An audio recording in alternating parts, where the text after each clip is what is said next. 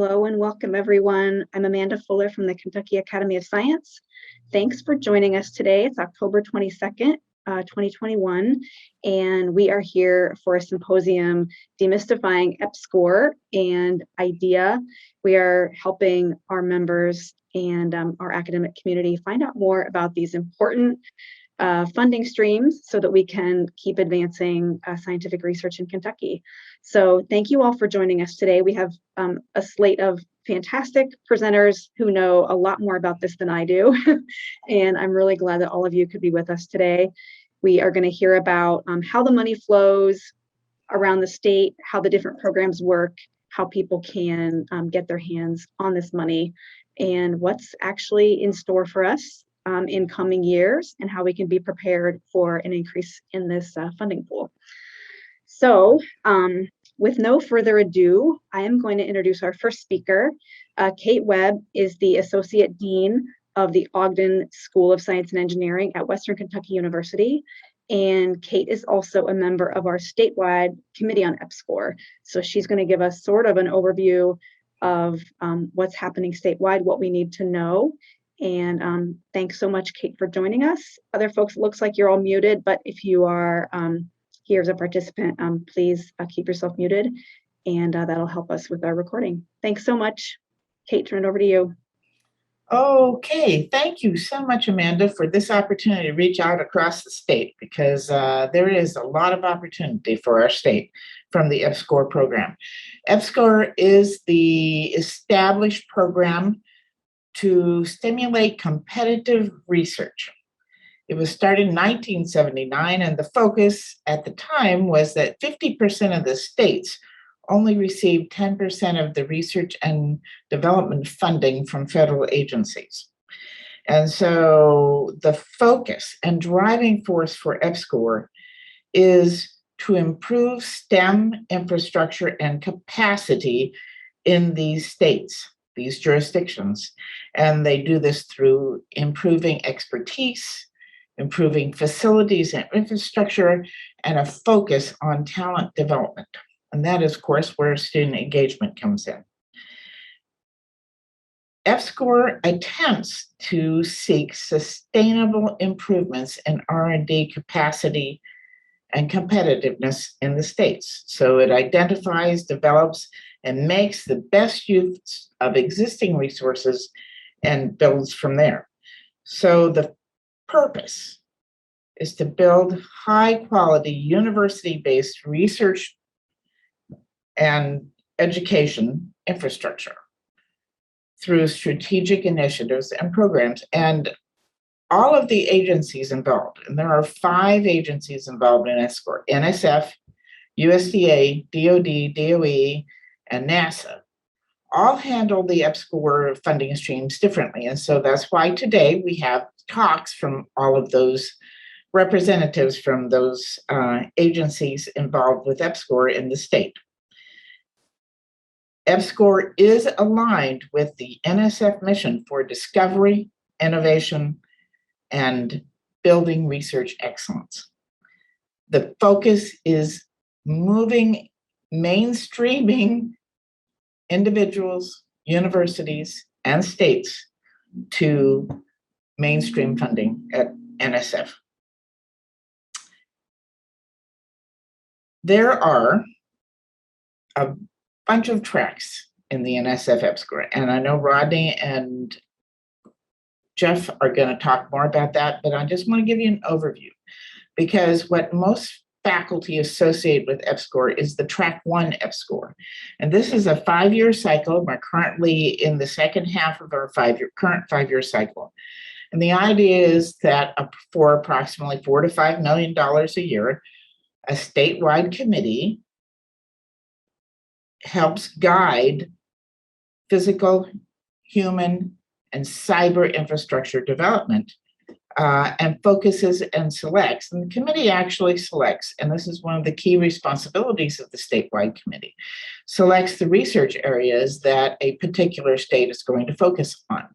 And so each state has a primary goal. And our current 5-year cycle is called Campers, and Rodney is the PI of that, and I'm going to let him talk about that. But The idea is to select a focus area or focus areas that have the best potential to improve R&D competitiveness in the state.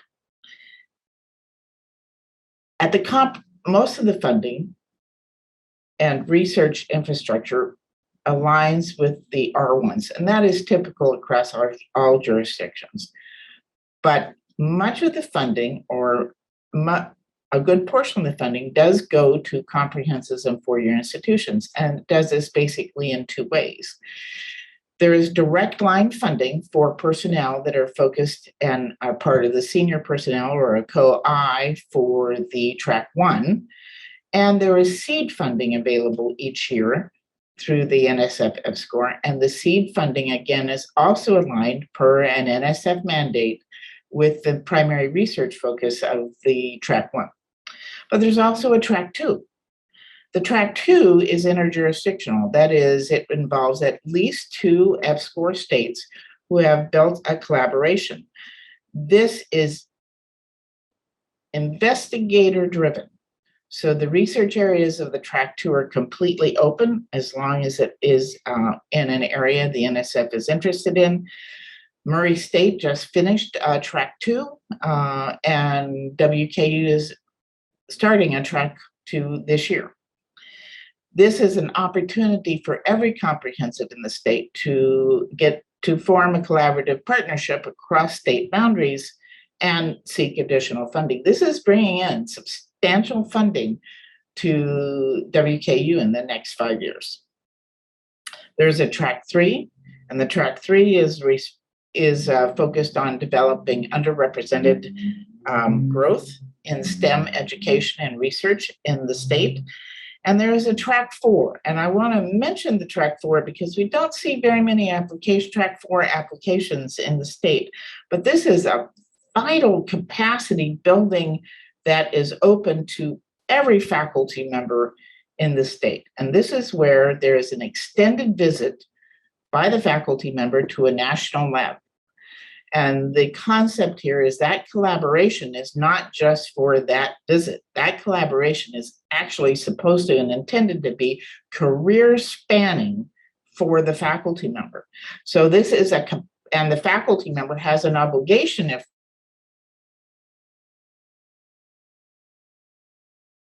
to the state.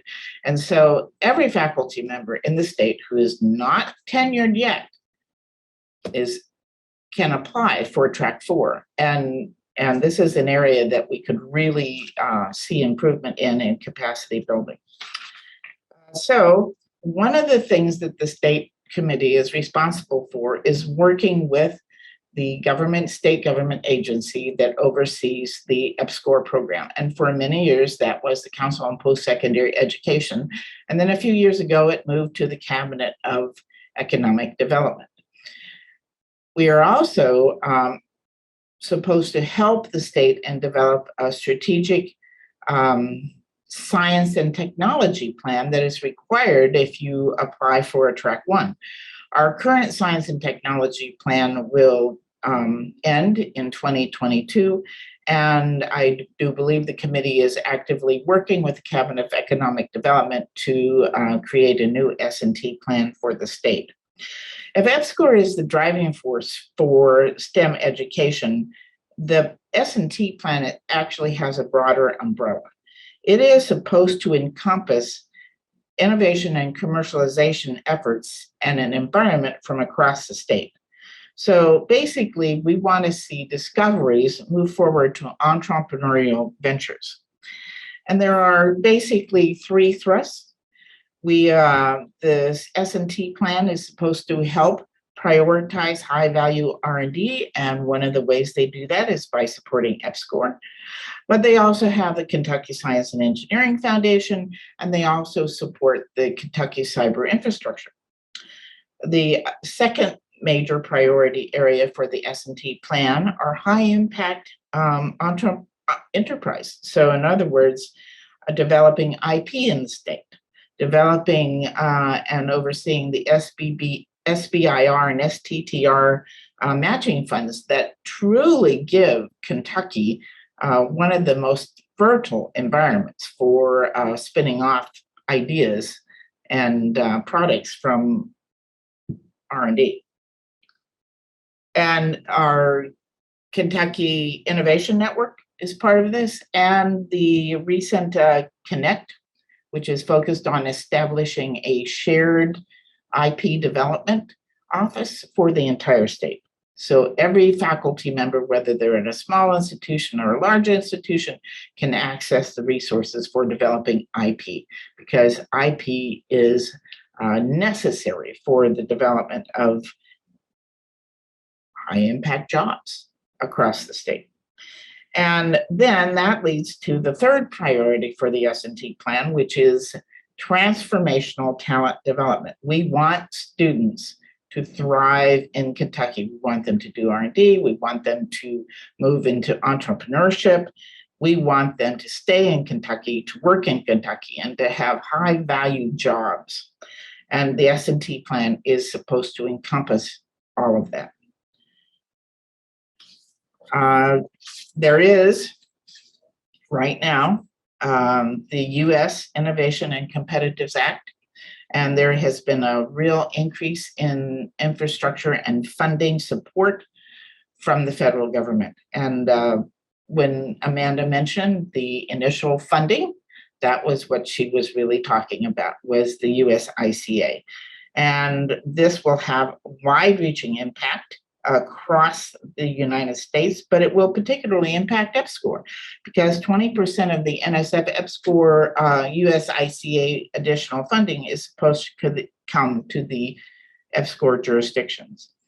The NSF will be establishing a new Directorate of Technology and Innovation, and they have set aside almost $30 billion for the next 5 years for this new directorate. In addition, there will be a substantial increase in funding to the existing NSF divisions. They will also be hiring, by presidential appointment, a Chief Diversity Officer.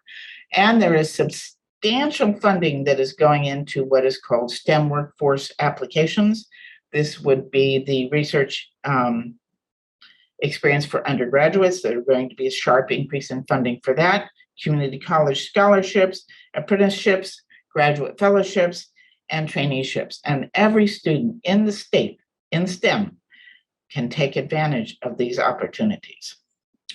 NASA will be developing low Earth orbit commercial sector applications, and there's a substantial increase in funding in that. And the Department of Commerce will actually be putting funding into semiconductor chip development and locally driven regional technical hubs. So this is going to cross all boundaries. So in other words, I'm just giving you an overview of EPSCoR. I love it, the EPSCoR program. I'm fully supportive of the mission of EPSCoR. And I'm going to leave you with these words. We need, as citizens, our nation needs the talent, expertise, and research capabilities to be moving forward in all states, and EPSCoR supports that goal. Thank you, Kate. That was a blitzkrieg overview, as I was expecting. And yeah, I was trying to catch some of the acronyms because I'm also like getting myself up to speed. So I'm gonna maybe follow up with a little dictionary after this with decoding. It is a little bit of an alphabet soup. Yes, and I think there are more to come. So I'm gonna try to keep track of those and put those in the notes. Thanks for the overview. I just want to say, like, this aligns so well. You know, the whole program aligns very well with the Kentucky Academy of Science and our mission, being that we are a network of thousands of scientists across Kentucky. And so I'm really looking forward to ways that we as a society can help people find out more about this program and really get poised to take advantage of all the things coming that you just mentioned. So thanks for laying that out. It's also probably worth mentioning at this point, you all have a website that is temporarily down. And so some of the things that you talked about are a little bit hard to find at the moment, but that is coming. And I see Blaine just unmuted himself, so maybe you want to give us an update. And the address is KY NSF EPSCoR Okay, and then it's got a at .uky.edu, and then it's /ky-EPSCoR. And if you go there, it's still a progress, but it's up and running, and it's got a lot of information on it, and we're going to start posting everything to that. So Okay, yeah, thank you. And great. thank you Okay, for so those that link will be coming. If somebody wants to put it in the chat, that would be great too. All That right. website should be fully functional by the middle of next week. Okay, great. I was thinking We're- there was something statewide too about the statewide committee, but maybe that is maybe I made that up.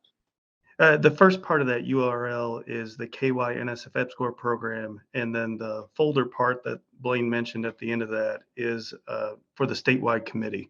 So they're going to be hosted. We're actually moving servers right now, which is the reason the site's down. So it'll be working by next week. Great. Well, let's put that link in there, and then I will definitely put it in the notes so we can share that out when it's up. Great. Okay, Kate, thank you for starting us off.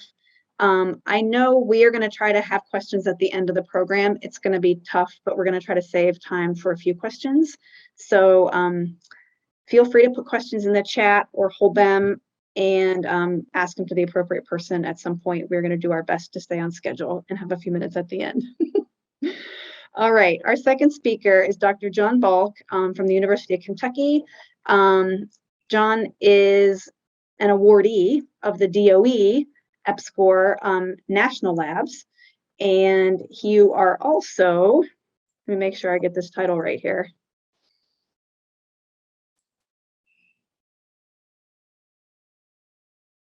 I wrote it down. If I can say it, Associate You're Dean the for associate, Research. thank you, of the Research and Graduate Studies at the University of Kentucky. So I'm looking forward to hearing from you your experience as an awardee, and also a little bit more about the Department of Energy participation in EPSCoR. Sure. I'll go ahead and share a few slides that I put together. Let's see. Is that looking right, or do you have the right view of this full screen? Okay. So don't worry, this isn't just a research talk. I do have a few slides on the research, but the title on this page is the title of the grant that I was awarded from the Department of Energy through the EPSCoR program, specifically through the State National Laboratory Partnership Mechanism. So my name's up there, John Balk, but I also have 3 collaborators at Lawrence Berkeley Labs. Daryl Shawn, Andrew Miner, Mark Asta. These are folks that I've known in my research communities for 20, 25 years, or even just a few years. So just to back up a second, Larry Holloway would probably talk about the programs in general, but since he's not able to be here, he asked me to talk about my experience through the DOE EPSCoR program. We're seeing your presentation slide, but we're also seeing like your notes and the other things. So I don't know if you want to change it to. I can switch that.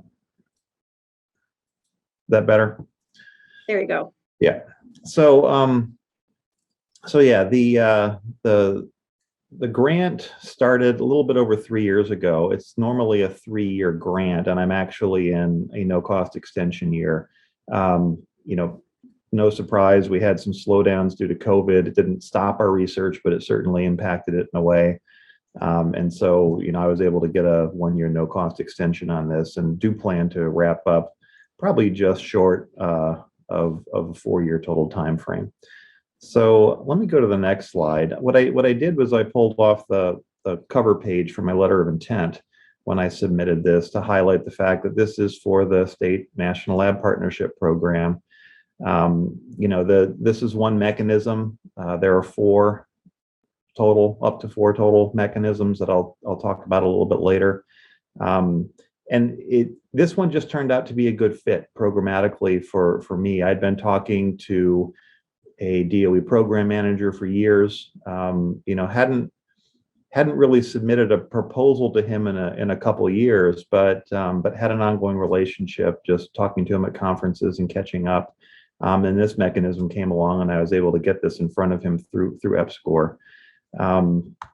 So the person in charge of this particular program is Tim Fitzsimmons at DOE.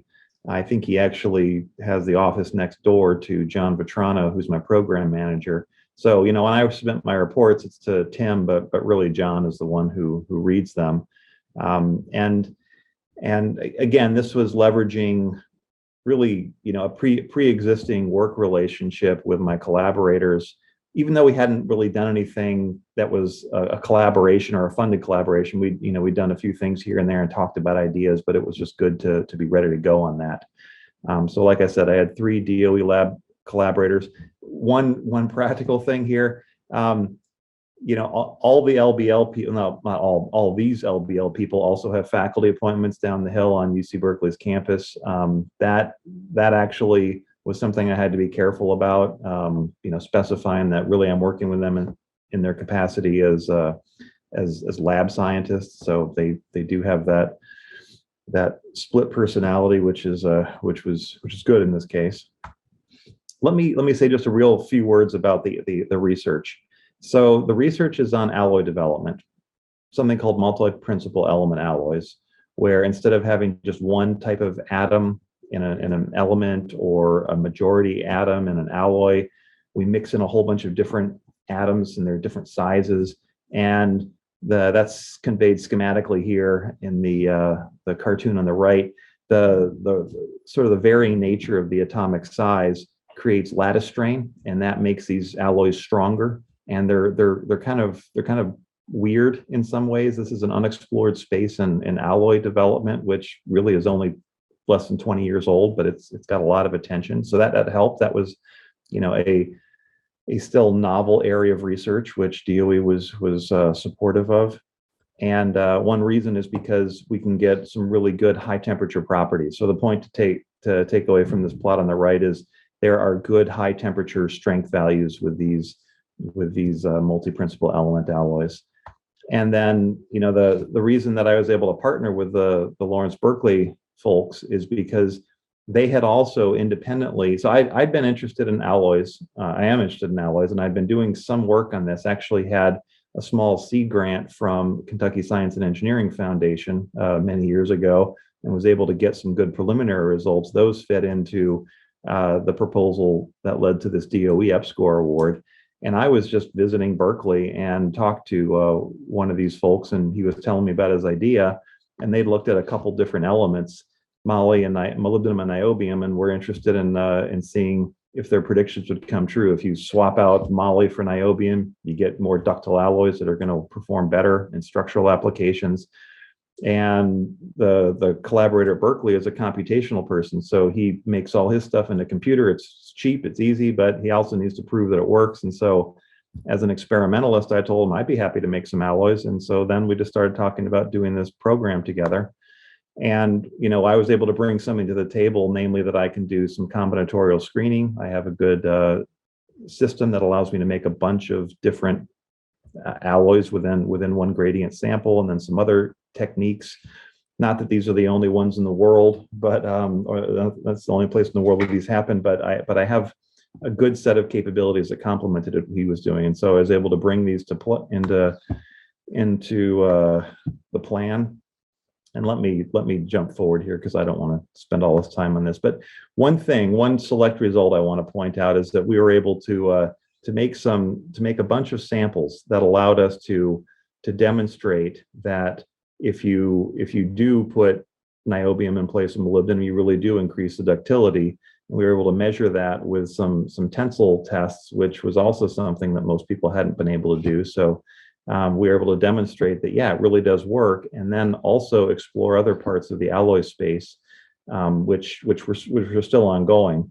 And actually, one of the things we're doing is taking this combinatorial thin film approach and then selecting alloys that we're going to make in bulk, large, several inch size specimens to demonstrate those high temperature properties.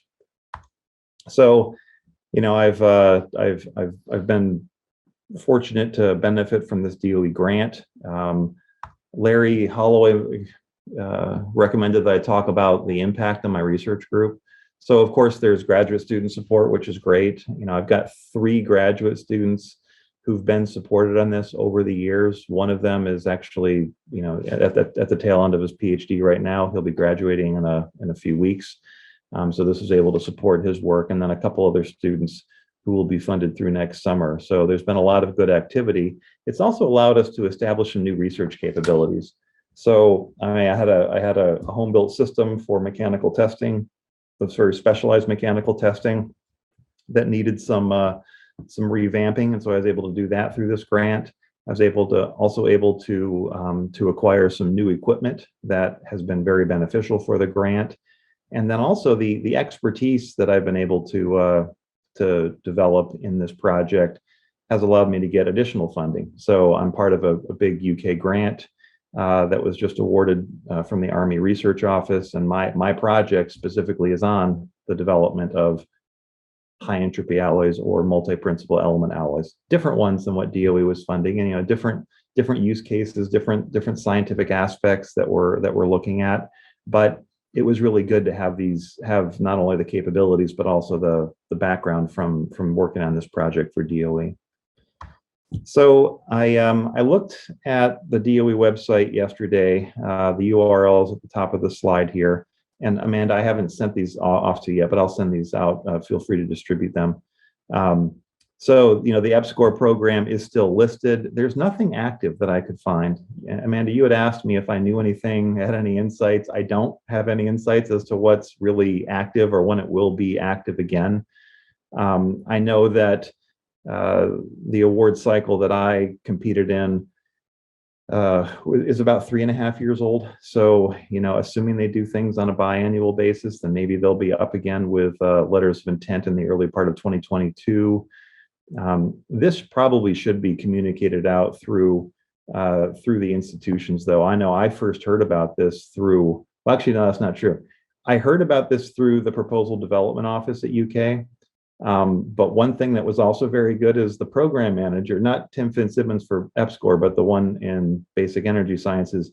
He emailed me right before PDO emailed and said, "Hey, have you heard about this program?" So I took that as a good sign, and then saw the PDO call, and we had an internal competition for who was allowed to proceed, but luckily I was able to go ahead and do that. So again, I think maybe 2022 is when this program might come around. This particular mechanism, the state national lab partnership, it's pretty significant funding. So it's up to $750K for 3 years, so $250K per year. I proposed a scope of work that basically maxed out that budget, not entirely maxed out, but I needed a lot to support the proposed scope of work, and that was funded. There was no matching fund requirement at the time, but it was encouraged. So I was able to get some state matching funds from Kentucky, which was very helpful. Basically matching at a level of 10%. So that allowed me to get some additional equipment to help the project. There are some restrictions that are on the slide here, and you can see it at the DOE website. But the other thing is there are additional funding opportunities. So there are these implementation grants that you can see if you go to that DOE website. These are big ones, up to $2.5 million for 3 years. And I have some familiarity with this because I was listed as a key personnel member on UK's recent attempt to get an implementation grant. That was declined, unfortunately, but there was a professor in physics, Chris Crawford, who led that effort. And this was a pretty broad effort that brought on a lot of people from arts and sciences, but also engineering. Part of my involvement was related to materials research, but also the logistics of trying to include the materials faculty hire in this package. So there were multiple faculty hires proposed. It would have been great. Unfortunately, it just didn't happen for us. But we would definitely apply again if we had the opportunity. Number 2, the state national laboratory partnership grants. These are good. I really enjoyed working on it, not just because of the money, which is great, but I enjoyed working with the DOE lab people, and I still do. We've had a decent track record at UK. I know that Todd Hastings also had a project before me, And then Doug Straken in physics had one as well.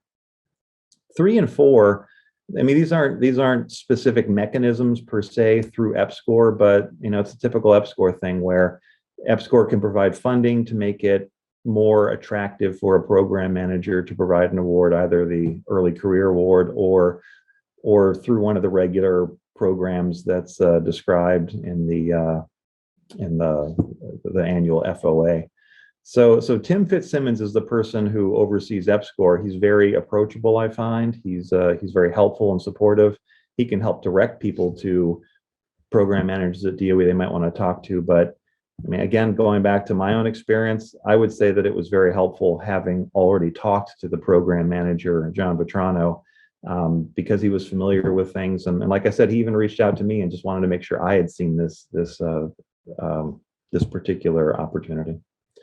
So that's the end of my slides and prepared remarks. Unfortunately, I have to go to another meeting at 3, so I'd be happy to take a couple questions if anybody has any. We may have time for one question if somebody has a question. Hey, John, I was about to pop something in the chat for you. But first, I'm Scott Working from Kentucky State University. I'm relatively new to the state, right at 3 years. But one quick thing, I guess I'll send to you through email with your alloys work. I don't know how familiar you are with the Oak Ridge National Lab and APS. So I'm a crystallography expert with refill refinement with identifying crystal positions, but in situ. And I was about to drop in a link to our paper where we did some time resolve stuff through heating. But also we consulted on a project with alloys with stretching to see how the deformation of the crystal lattice actually happened real time. So not only when you're doing your thin film structure, but we can actually, as you're doing your stress and strain measurements, we could see how the crystal lattice is conforming and how those atoms are migrating and how it actually ultimately defect. And then we use that opportunity to then put additional atoms in to stop the migrations. So look at, if you get a chance, Oak Ridge National Lab is the PowGen line allow you to do neutron diffractions and actually get to some high level defective stuff. And then APS, I think it's Beamline 1 or Beamline 11. They allow you to modify with your special instrumentation that you built while hitting it with high energy X-rays to then watch some stuff.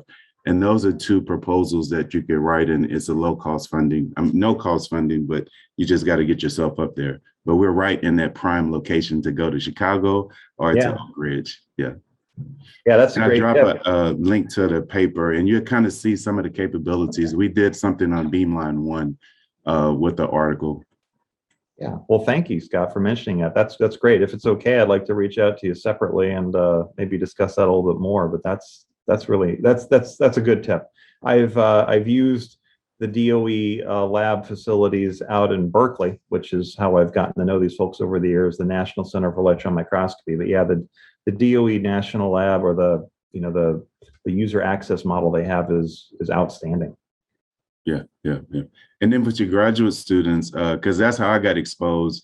I did the X-ray crystallography school as a graduate student, and they give you a week in Chicago and a week in Oak Ridge, and you get to learn all of the different capabilities. You have to pick 3 beamlines, and they really put you to task of the capabilities, and you had to do a report out. And then after that, I was able to get some proposals accepted to get beam time. So yes, please. And Blaine was just mentioning this. This is the collaborative environment we're trying to create to spur research and innovations and move the Commonwealth of Kentucky forward. Yeah, excellent. Thank you. Absolutely. Great stuff, y'all. I wish we had all afternoon to do like 10 times more of that, but it's coming. It's coming. Yeah, we're going to get there. Thanks so much, John. I appreciate that perspective of going through the process as an awardee is a helpful perspective. And yes, we'd love to have your slides. And yes, thank you for making your contact available. Larry Holloway, as you mentioned, is the director overseeing the DOE EPSCoR program. So he's also a great contact, and we'll include his info in the notes as well. Thanks, Amanda. Absolutely. All right. Our next presenter is Dr. Rodney Andrews, and Dr. Andrews is the program director for NSF EPSCoR in Kentucky and is also principal investigator for the NSF EPSCoR Track 1 award that we have here. And thank you so much for being with us. I have already met the limit of my understanding of this program. So thank you for enlightening us. Looking forward to learning more about it. I'll turn it over to you. Thanks. Kate did a great job of kind of explaining the basics around EPSCoR and particular NSF EPSCoR. We're kind of lucky here in that we're going to split this up between myself and Jeff Mossy. So what I wanted to do is essentially talk about our current Track 1 award. This is when you think of NSF EPSCoR, this is the one you think of first. This is the large award. It's actually a Track 1 Research Infrastructure Improvement Award. And it's the current award is $20 million plus $4 million in cost share. The nice things about these awards are we can make investments with this that we normally can't do. It's very difficult to get a couple $1 million piece of equipment from a standard NSF award. And this allows us to do that. But more importantly, this allows us to make a lot of investments in long-term human capital. So I'll talk a little bit about through our award and give some examples of all the things we do, because it's not just a research program. And as you mentioned, I'm the program director for Kentucky NSF EPSCoR. That also makes me the principal investigator for the Track 1 award. Kate mentioned how we work with the committee to come up with a topic. Our current one is on advanced manufacturing. This is just some of the background information of the prioritization that the federal government is placing on advanced manufacturing and American competitiveness. And when you look at Kentucky, it's easy to understand why this was selected as a topic. Manufacturing is by far Kentucky's largest driver in industry.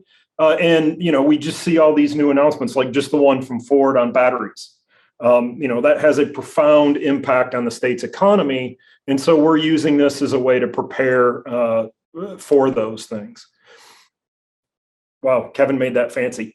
What we're looking at is how do we make those investments at the core level with our skilled workforce, our capabilities, our infrastructure to serve the different parts of the state's economy. And so ours, we call it CAMPERS. I didn't come up with that acronym, but I'm stuck with it. It's the Kentucky Advanced Manufacturing Partnership for Enhanced Robotics and Structures. It does run through 2024. And it's got three main thrust areas technically. Biodegradable structural polymers. This is biological manufacturing. Electronically enabled devices. And this is really the chemistry and the material science behind making embedded sensors, power generation, things like that. And then the third part is how do we integrate that then with humans? If we can put these into robots that can give someone too much information too quickly, we need to have a way for it to be done that it's beneficial. So this is our team, myself. Czar Kravchuk is the co-PI who does what's called other program elements, that's education, outreach, and diversity. John Anthony leads the chemistry group. Dan Popa is doing the human-machine interface, and Seth DeBolt is doing the biological stuff. We also, collaborate with the Kentucky NSF statewide subcommittee and the Kentucky statewide committee. So there's subcommittees for each of the areas on the statewide committee. And we align this, as Kate said, with the Cabinet for Economic Development. And we're very fortunate in Kentucky that they provide cash cost share towards a lot of our programs. And as Kate mentioned, we work with those committees to determine what's the topics we're going to put in for when we go in for our next award. We use a process of people putting out a call for white papers, looking at those, discussing them with the committee. working through that to finally come up with what's the topic. And then we go back out to people and say, would you like to participate? Let's try to put a program together. And so that's how we build the next one of these grants. This one runs through 2024. So probably late next year, early 2023, we're going to begin that process of putting together what is the topic and how are we start building teams for the next proposal. This is the institutions that are involved directly. These are on the primary award or on our annual programs. Jeff will talk about those. I should point out that Murray State is in the process of getting an award now, and so they will also be on the team. Just some outcomes. A big one we're judged on is how is this impacting our funding competitiveness with NSF? And at the end of our year 2, we just went through a review cycle with NSF. We were able to show a 78% increase in NSF funded awards. We also saw, a 10-time increase in publications in year 2 versus year 1. The reason that's important is that that's showing that we're growing a team. We're building collaborative interactions within universities and across universities. And then we funded a range of seed grants, or what we call annual programs, and Jeff's going to talk about those. So in terms of research, I'm not going to put much time in this just because we're going to be short. But the first one is harnessing biology in advanced manufacturing.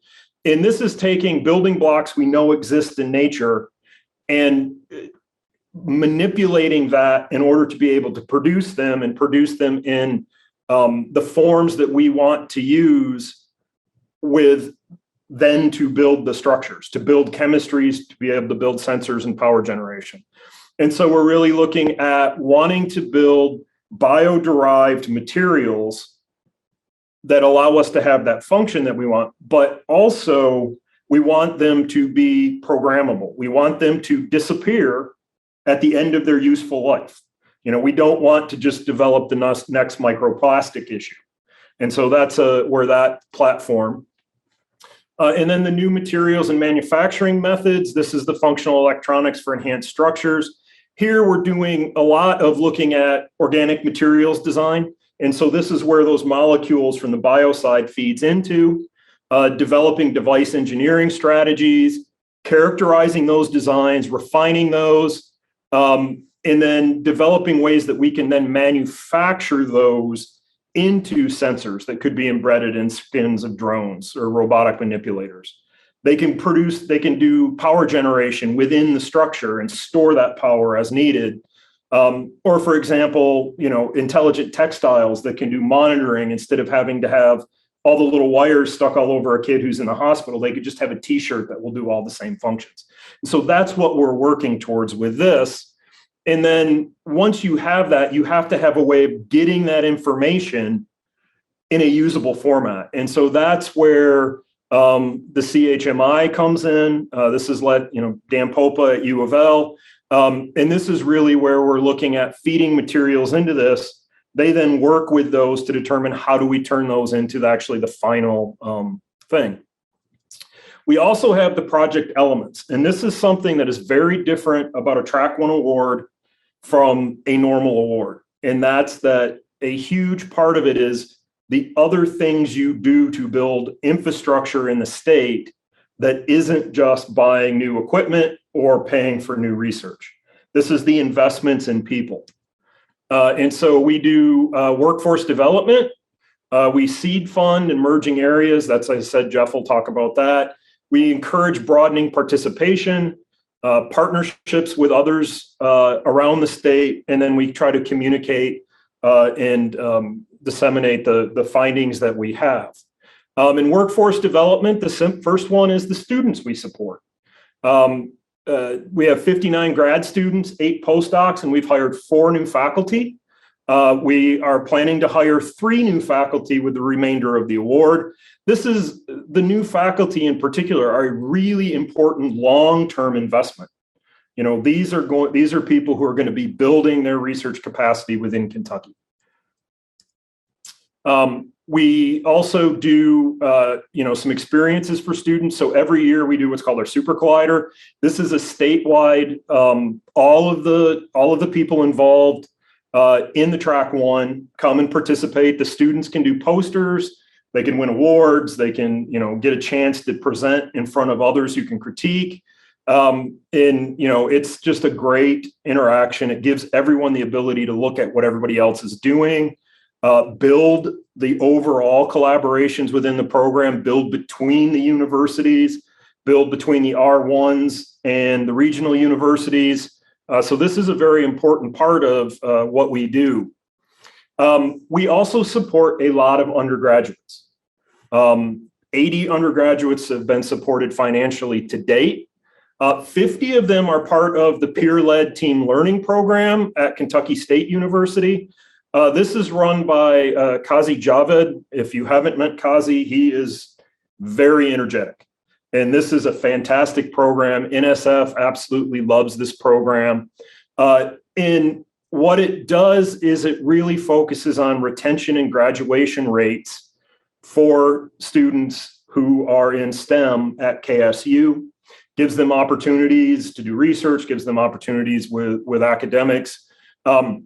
We also then support advanced manufacturing program at Somerset Community College, 3D printing certification. This is stuff that Eric Wooldridge really leads. And 20% of his students in this program have gone on to do a 4-year degree. And so that's really been great. We also see, a lot of other undergrads who are getting research experiences at the universities, doing UREs or undergraduate research experiences supported directly. And then the interns, which Jeff will talk about. We also reach out to educators and students statewide, K-12. And this really is through a number of mechanisms. A lot of them are EOD events are when we're putting something out that's STEM oriented. But we also do mini grants to other programs that do these kinds of K-12 activities. And we also give out specific education outreach or communication awards. A big part of that is kind of the train the trainer part of that. And so we're able to support those activities around the state. We support Kentucky Science Center Maker Leap program, as well as some programs that are put on by our own investigators. Broadening participation is a key part of what we are trying to do. And so you can see here our year 1, year 2 participation from traditionally URM areas and, versus what the state is doing. One thing I will mention here, you see first generation students. We've worked with NSF for them to recognize that for our state, first generation and Appalachian students are actually underrepresented in our programs as well. 92% of our students identify with one or more historically underrepresented groups within science and engineering. And 85% of our students who are in our undergraduate research experience or EPSCoR internship programs are either women or non-binary. We also have a diversity board that we work with there to ensure we're targeting, the correct activities. This is just an idea of showing why rural and Appalachian students are important. It is a big portion of our state, and we are trying to support as broadly as we can. And then we do a lot of internal collaboration and communication. One of the things that we've started essentially because of COVID was what we call our Nano Collider events. And this is where one of the participating universities basically hosts us virtually for a morning and, talks about what they're doing, brings in people who aren't necessarily in the EPSCoR program, but are doing interesting work that may be able to participate, as well as kind of highlight what they're doing and talk about how we could collaborate. EKU just did theirs. It was fantastic. And so, that's one of our other programs that we do and try to do that. The last thing I'm going to mention is that we also do statewide communication in terms of opportunities from NSF, activities that we're supporting, as well as other events. If you are not on that mailing list, please reach out to us, and we will ensure that you get on that list so that you receive those announcements. You know, obviously, if we're talking about funding, the big one you want to be on is to make sure you're aware when the annual programs are open. So I'm going to stop there, and I think turn it over to Jeff, unless there's a very specific question somebody's dying to ask.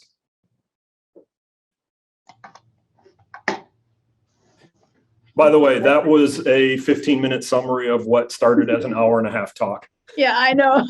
This is why I had to apologize at the beginning, because there's so much in there and it really does warrant a half a day. But there's more to come in the future. So Jeff Mossy, thank you for taking it over. Jeff is the program director, I think, at the Kentucky NSF EPSCoR program, and is going to tell us a little bit more about that. Thank you. Thank you. Sure, I'll get right into it. You can see my screen, my slides okay? Yep. Okay, perfect. All right, so a lot of these slides have already presented themselves. Thank you to the overview that Kate Webb gave. And also Rodney covered some of these things. I'm gonna be talking to you about 3 different programs. The first one is that annual program grouping. And just to clarify, these are flow-through awards that come out of our track 1. So these applications are submitted directly to us and reviewed by our participants on the track 1 project. And if funded, sub-awarded out of our track 1 award. The other 2 programs that I'm going to be talking about today, Kate mentioned, they're track 2 and track 4. And these are applications that are submitted directly to the National Science Foundation. So they're reviewing them and they're making those awards directly if those are funded. Okay, so with that said, the 4 annual programs that we have here, we've mentioned that more information about these programs, all the application materials, recent awards, all that will be able to be found on our website next week. But to give a brief overview of these research awards, these are seed funding of up to $50,000. That's a direct cost. Institutions can request their F&A rate on top of that. As Rodney mentioned, these have to be in the area of advanced manufacturing because it's a theme of our track 1 project. That can be interpreted very broadly. As you saw, it ranges from the biological, structurally embedded electronics, robotics, human-machine interface, but it's up to the applicants to make that connection in their proposal applications. UK and U of L faculty are not eligible for applying to this program. It's strictly for the regional, primarily undergraduate institutions in the state. And there is one term and condition that comes with these awards, and that is that you have to submit a follow-on application directly to the National Science Foundation. So, and you'll see with all 4 of these programs, I should say 90% of a track 1 budget and application is committed and written at the time the proposal is developed. NSF, with their permission and encouragement, 10% is set aside for projects, for programs like these that can more broadly engage the entirety of the state. So, and with that said, we also have an undergraduate research experience program, which is very similar to NSF's RU program. The primary difference being that you're hosting students with NSF's RU from outside of your institution and sometimes outside of your state. We're hosting students within the state with this undergraduate research experience program, $7,500 for faculty mentored research, targeting undergraduate, underrepresented students in STEM fields. We've also found that it's really important to be able to tell the story of the impact your scientific research is having in Kentucky. And we have a set aside program, our EOC program, where you can apply for up to $10,000 through that program for that purpose. And the last program that's one of our annual programs is the internship program. It was actually started in 2014 with our last track 1 award and continued. It was very popular. The idea being there is we're paying for student interns, Kentucky students, to have an internship at a Kentucky science and technology company. So these awards go directly to the science and technology company, and they pay the salaries of the student interns. So you're really starting that relationship early. in terms of getting Kentucky students in with Kentucky science and technology companies. As far as the submission timing for all 4 of these programs, typically they're due in the middle of May.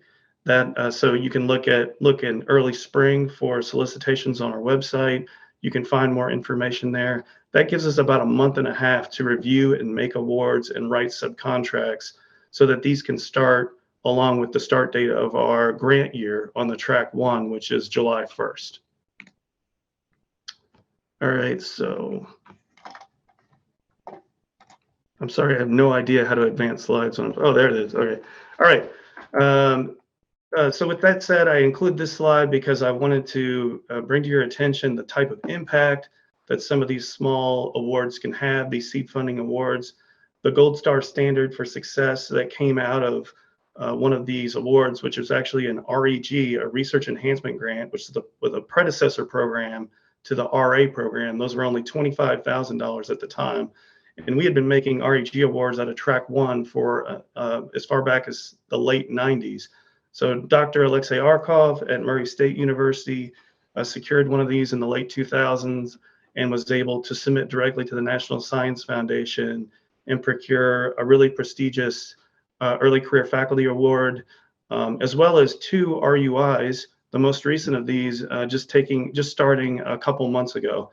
So when you think about $1.8 million of follow-on that spun out of a $25,000 startup, it's really an incredible return on investment. And congratulations to Dr. Arkov. I hope he's able to continue this success. I'll just make this list longer and longer as he continues to pursue these NSF awards, which is great.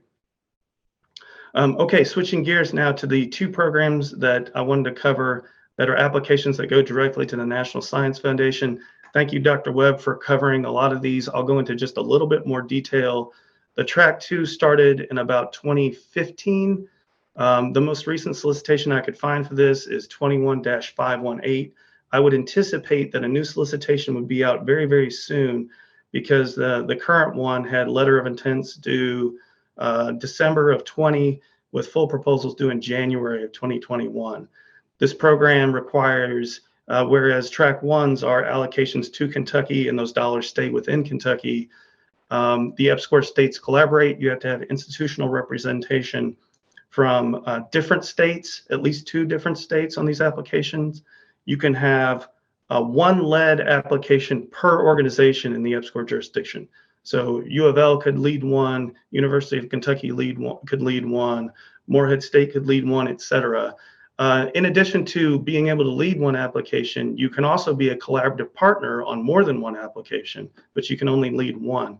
But that gives you an opportunity to participate in more than 1 application. The topic on these is prescriptive. Industries of the future is the current topic. And this is on a 2-year, usually run on a 2-year cycle, well, where they will retain the same topic. That's so if you're turned down for funding, you have an opportunity to revise and resubmit that application.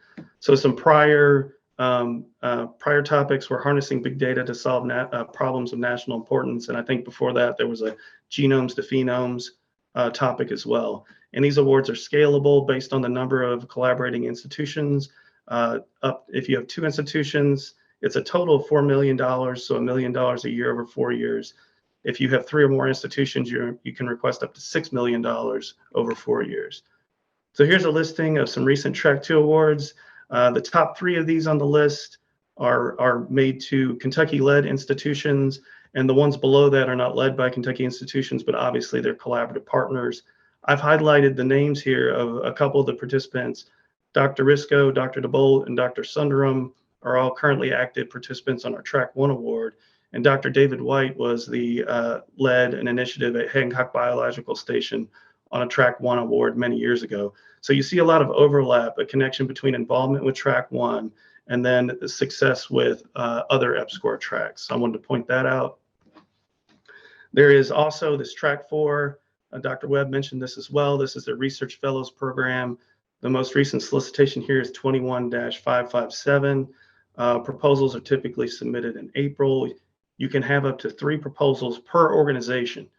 So there's a 24-month scope of work on these. the whole idea is to provide non-tenured but tenure track faculty an opportunity to, say, visit or collaborate. I would say the national lab, but it looks like their definition is a little broader than that. They say the nation's premier private, governmental, or academic research centers.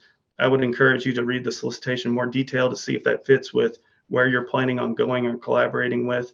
And you can see the intent behind the program is to learn new techniques, develop new collaborations, benefit from unique equipment and facilities, and then transition your research towards potentially transformative new directions.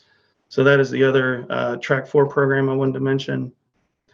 Here's a listing of recent Track 4 awards in Kentucky. Jian Shi, Hui Wang were both new faculty hires under our last Track 1 award. And Dr. Graham wasn't a new hire, but he is currently involved in the structurally embedded electronics initiative on our current Track 1. So again, wanted to point out that overlap between Track 1 involvement and other track EPSCoR success. This is my last slide. Rodney had mentioned in his presentation a lot of the metrics and measures that we're required to submit to NSF every year in our annual reports over the 5-year life of those Track 1 awards. And then when that 5 years is up, hopefully you've developed sustainable research, but you no longer have to provide those metrics. So I've always been interested in what's the long-term impact of some of these historic investments in Track 1. And as a way to measure that, I downloaded recent awards NSF has made to Kentucky. I found 169 of those, and then I basically sorted them into 2 categories. 54 of those, about a third of them, I could identify a PI or co-PI that was previously supported by a Track 1 EPSCoR, and the other 115 had PIs or co-PIs without prior Track 1 connection support. So both with the, I guess you could call it a level of collaboration, the number of PIs that are on those awards, as well as the dollar amounts of those, I thought it important to include the median as well. There was one sort of large outlier, a $10 million award to Dr. Seals and Dr. Seals was a participant on a Track 1 many, many years ago, but this was for a mid-tier funded proposal that just came out recently. So congratulations to him. But even if you just look at median, this is still a $110,000 difference in award size between these 2 groupings. And the last group there, the 16 awards, that is a subset of the 54. This is $9.1 million that would not have been in the state because these were generated by PIs or co-PIs that were recruited to Kentucky via Track 1 award. And you can see the pretty impressive dollar amounts there. You might notice the collaboration measure, if you look at the number of PIs on those awards, is relatively low. I was sort of curious about that. And it turns out that 7 of those 16 awards were for things like I-Core, Track 4 awards, which I just mentioned, career awards, which are single investigator awards. So there's sort of a bias for early career faculty in applying towards single investigator projects, but they're still quite successful in doing that. So I'm particularly proud of this result. I've had a 20-year career with EPSCoR, and this really validates that we're making an impact within the state. So I'll end with that. Jeff, thank you. That is very powerful, a great note to end on, and just sort of reinforces the whole purpose of us trying to do this program is get the word out to more people about the opportunities that are available and the impact that it can have for people's own careers, but also for institutions. So thank you so much. And we are still like only 2 minutes over time. So I'm very, very impressed. Y'all are doing a great job with these terrible limitations that we have today. So our next presenter is from NASA. We have Dr. Alexander Martin with us, and Dr. Martin is actually the director of the NASA Kentucky Space Grant Consortium and EPSCoR programs. And this is organized a little bit differently, I believe, from NSF. So I'm eager to hear about how that is organized, and I thank you for being with us to help explain it. Dr. Martin, I will turn it over to you. Thank you very much. I appreciate the opportunity to be able to present here. So I have some slides, but I'm unable to share right now. So I'm not sure why. Is somebody still sharing? Jeff, are you possibly still sharing? Okay. There you go. I was. Sorry about that. You got it? Yep. Perfect. So here's my slide. Now let's see if I can, if I do this, do you still see my slides? There you go. We got it. Okay, perfect. Excellent. So in this setting, based on the invitation, I'm actually going to wear 3 hats. So as you mentioned, I'm the director of the NASA Kentucky EPSCoR, but also the space grant. And I'm also a recipient of many of these awards through this program. So over the year. So I've been at UK now for 11 years, and I've been director of this program for the last year and a half or 2 years, something like that.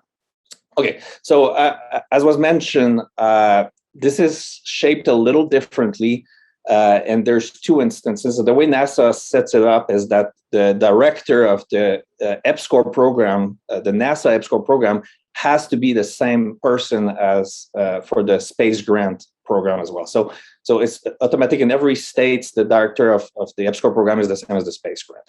So the big difference here is that EPSCoR is only, as any type of EPSCoR, the NASA EPSCoR is only available to a few states, as the space grant is available to all states. So all states have the space grant, but just a few have EPSCoR program.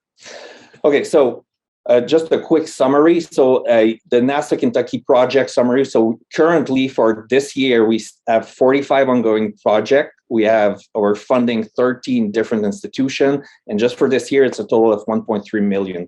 So these includes universities, of course, UK U of L, but also the regional. So there's a lot of the money that is going to the regional university, as well as the technical college. And of course, some of the science center that we have in the state. So what is the big difference here? So the NASA Kentucky EPSCoR, as with all the EPSCoR program, the objective is to build research capability. So within the context of NASA, that means partnering with NASA for research and trying to strengthen the relation that universities and the state has with NASA project. So that's EPSCoR. So the way to think about this is EPSCoR is research, as Kentucky Space Grant is mainly development of workforce, trying to develop students, trying to develop work in the industry. So in this case, the program objectives are a little bit different. Of course, workforce development and STEM engagement. So it's focused on the students, not necessarily on the research itself. And there's support for undergraduate students, graduate students, and also there's a lot of outreach that is performed through that. Okay, so really EPSCoR is research and Space Grant is focusing on education. That's kind of the easy way of sorting these 2 things out. Okay, so I'm going to talk a lot more about EPSCoR, of course, but I'll still go over the other program because I believe it's really relevant. So the funding that we have, the NASA Kentucky programs, we receive funding from NASA through the EPSCoR program, and then we redistribute it based on the metric that we've established. So there's 3 of these types of award that we hand out. So this, again, goes to our office, and then we select projects. So the application process for these awards is to apply directly to NASA Kentucky. So the first one is a research infrastructure and development grant. So we call this RID or RIDGE. So these are about $45,000. So the goal of this is to get things started. So it's not a lot of money, but it's just to get your feet wet. So you get to interact with a NASA researcher, you do a small scale project for about a year, and you get things started. The other 2 that we have workshop and conference or seminar. If somebody wants to organize this, we're going to help out with funding this.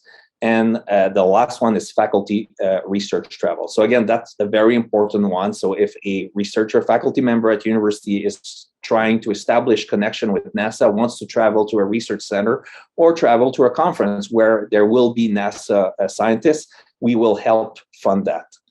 So these are the 3 main programs that we have hosted at NASA Kentucky. But that usually leads to bigger things, right? So we also have NASA EPSCoR National Funding Program. So this means that as opposed to the previous 3, these that I'm going to list here are competitive on the national level, but only in EPSCoR states. So that means you're competing for, let's say, 25 states instead of the whole country. So they're competitive, they're nationally competitive award. but they are not selected just by the state of Kentucky. They're selected by NASA at the national level. So the first one, which is probably the most important one, is what we call the RA Award, or Competitive Research Award. So this is $750,000 by NASA, and then we add the state match. So here we didn't list it, but typically it's about $300,000. So this is about $1 million that goes to an individual researcher or group of researcher in Kentucky.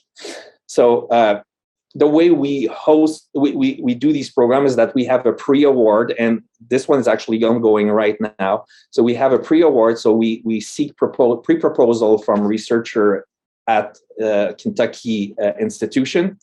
And so we get these pre-award, and then we select one or two that are going to represent the state of Kentucky at the national level. So that means that about 25 proposals that goes in, depending on the year. Sometimes they allow 2 to go out. Sometimes it's just 1. So if it's just 1, that means if we're looking at the EPSCoR state, that's 25 proposals, and they select from 8 to 10. So it's a pretty good odd of getting it if you're able to be selected at the state level. So using the same mechanism, again, we have the rapid response research. So these are a $100,000 award that are good for 1 year. So the first one I forgot to mention, this is a 3-year award. The second one, the R3 are 1 year. So these are targeted proposals that NASA puts together and that are aimed for researchers to be able to contribute rapidly to a topic that is of importance. So these are 100K. There's several topics. They should be coming out very soon. They're very targeted, and they require a certain skill set to be able to answer the call for this. And in the same vein, the ISS flight opportunity. So again, through the EPSCoR program, NASA is giving out $100,000 to send something to the International Space Station. So this is the $100,000 here is what is it in actual award. So the money that goes to the investigator or investigating team. But of course, NASA is cost sharing everything else that is involved to sending something to the space station. So the rocket flight. So this is actually a much bigger award than what it looks just in terms of money size. And there's also a flight opportunity for suborbital. So that means a rocket. It could be balloon flights. It could be even some what is called the vomit comet. So where you go into microgravity, but you stay inside the airplane, basically. So all of these could be funded through this suborbital flight opportunity. So $200 cash plus NASA is funding the actual cost of the flight. And there's other opportunity that pops up from there to there. So this is the main. So the takeaway from this is that there's awards that researcher can apply directly to our office that we then redistribute. And then there's the award that are competitive at the national level, but only for EPSCoR state. And so everything is described there at the website that you can see here on the link. So again, right now we have this one ongoing, the research award. We're at the pre-proposal stage, and the rapid response should be coming out very soon, which is this slide right there. Okay, so I'm just going to give some example of that. So previous award that we got, so over the last 10 years, so we had something on microgravities of Jim Lumb at UK. So it was a cube lab trying to send some CubeSat there. Then we had shape memory alloy again at UK. We had then therapy for mitigating cellular and tissue damage. So this one was hosted at UL, so radiation mitigation. And then we went into hypersonics and thermal protection systems. So this was actually my own RA award that I got in 2013. So with KSU, Kentucky State University, and then we moved to UFL, back to UFL with Stuart Williams, that I was looking at colloidal, so microgravity, and that led for him to a couple of different awards that led to the space station. So I believe he still has an experiment there. And then back to UK with Siegler and Hogue, we did satellite guidance. So this one is just ended. And then another hypersonic and thermal protection system 2 years ago. So Dr. Brem was also involved. And then recently, a few months ago, it's actually just started this month, we had one hosted at WKU, which is a solar activity and space weather. So heliophysics proposal that got funded. Okay, so now on the Kentucky Space Grant, which is, I believe, is still of interest to this group here. So again, this one is more onto funding education. It's not necessarily research, it's education. So the metric is different when we're getting evaluation, we're evaluating this. So the goal is to workforce development, right? So what we have as opportunities are graduate fellowship. So these are for graduate students. They go through a PI, so a professor must be vouching for it. But these are award made to a student. So that means, for instance, if the student decides to leave in the middle of it, the money goes away. It does not go to a research project, it goes to a student. So we have the same thing for undergraduate. So the graduate is $45,000, which is usually enough to fund a student for a year. And then research experience for undergraduate, we have that for $8,000. And then we have these faculty research initiation award. These are very comparable to the RID or RIDGE that we have on the EPSCoR side. So again, these are to start up projects, but for faculty and to try to establish research with NASA partners. So very similar to the RIDGE in the EPSCoR side. Then we have team projects. So this includes student-led activity most of the time. So we're funding capsule research, rocket research. There's a couple of different like that, design, build, fly, AIAA project, like something like that. So this is $15,000, which is usually more than enough for the students to be able to do their activities. Then we have enhanced mini grants and mini grants. So these are typically more going towards non-university research, so museum or science center or things like that. So again, as long as it's promoting NASA's effort, then we're going to be able to fund it. So strategic themes. So we have to establish through our program for the space grant, we have to establish strategic themes. So the 3 themes that we have established are the multidisciplinary data science. So that's the first one. Second one is Earth and Space. So Earth and Space discovery, and then engineering, technology, and workforce development is our third team. So we're shaping our awards to be able to fit in these categories. So they're not exclusive. We're just trying to build this capability in the state. These are the area that we feel that we need to invest. So in regards to the outcome, well, we have recent projects. So again, one of the goals of these is to build capability and be able to eventually graduate out of EPSCoR, right? So we've seen this success recently. So recently at UK, UK was part of this NASA Space Technology Research Institute. So this is a $15 million grant to be able to address an area of technology of interest to NASA. So the one that was funded and started actually last Friday, it's called ACCESS, so Advanced Computational Center for Entry System Simulation. So again, you can see that the university that are involved in this is Colorado Boulder, which has a great aerospace program, University of Illinois that has a great aerospace program, and University of Minnesota that has a great aerospace program. So now UK, because of this build-up that we have through EPSCoR and through the space grant, is able to go out and compete and be at the same level as these university, at least in this research area. So that's one area. I'm going to talk a little bit more about this in a few seconds. Then the other one that I would say is one of our success stories is the NASA University Leadership Initiative. So this was, Susan Smith was the PI on this at UK. So it was the WinMap project. So this, I believe, is a $5 million proposal. So again, you can trace back this award we're back to the investment that was done by EPSCoR in the state of Kentucky on these specific topic. Another one that is very high profile is the nationwide eclipse ballooning project. So this, we had one iteration of that a few years ago with the big eclipse that went through Kentucky, and there's another one that's coming in a few years. So again, the state of Kentucky is getting funding to be able to look at the eclipse by sending balloon into the lower atmosphere. Then we had a bunch of flight opportunities that were funded again. Suborbital rocket and high altitude balloons. So UFL and UK benefited from that. And then we had also some International Space Station projects. So one of them was to send a couple of capsules to the space station that going to re-enter back on Earth around Christmas.